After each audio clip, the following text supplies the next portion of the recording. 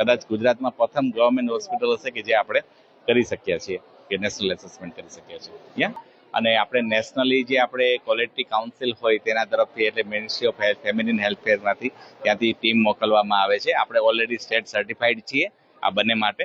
હવે આપણે નેશનલ સર્ટિફિકેશન્સ માટે એસેસમેન્ટ માટે આ બંને જણા આવ્યા છે, ડોક્ટર રૂપકુમાર બોયા અને ડોક્ટર સોમૈયા મોહંતી. બરાબર, બંને જણા છે એ અધર સ્ટેટથી આવે, આપણું એસેસમેન્ટ કરવા આવે આપણી સર્વિસીસની, ક્વોલિટી બેઝ સર્વિસીસની. અત્યારે તે ઓપીડી બિલ્ડિંગ્સમાં જોવે છે. ઓપનિંગ મીટિંગ કરી લીધી, આપણા બધા સ્ટેટમેન્ટ જોયા હોય પછી હવે આ ઓપીડી બિલ્ડિંગ જોશે, પછી ત્યારબાદ આપણું એમસીએચ વિંગ જોશે, એટલે કે આપણી ચેનાની અને પીડિયાટ્રિક ડિપાર્ટમેન્ટ જોશે અને તેને બધું એસેસમેન્ટ કરશે અને ત્યારે કાલે એનું બધો પાર્ટ એસેસ થયા પછી ક્લોઝિંગ આપશે. ટીમની અંદર 2 એસેસમેન્ટ માટે ઇટ પ્રી ડિફાઇન્ડ કે 2 એસેસમેન્ટ વુડ કમ. 2 એસેસમેન્ટ માટે ત્યાંથી આવે એ લોકો, ત્યાંથી સેન્ટ્રલ ગવર્મેન્ટ્સમાંથી આપણે ત્યાંથી મોકલવામાં આવે.